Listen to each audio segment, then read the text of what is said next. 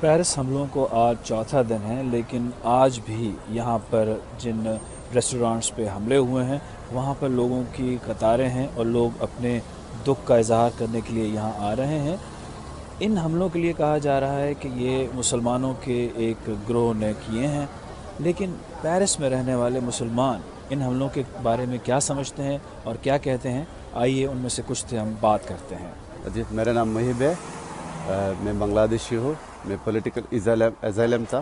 کہتے ہیں کہ اسلام کے لیے کیا، آپ کو کیا لگتا ہے؟ ہم کو پتہ نہیں کس کے لیے، آپ کے خیال میں اسلام نہیں ہو سکتا ہے؟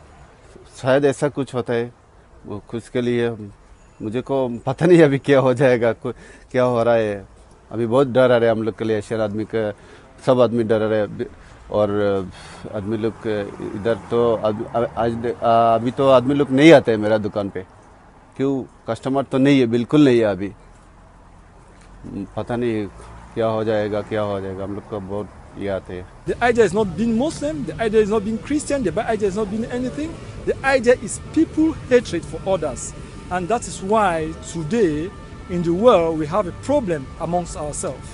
The idea of color, the idea of racism, that is why what is bringing hatred. Look at the youth. They have a life ahead of them. They have a future. But why should they embark on this kind of killing, this kind of massive hatred of mankind?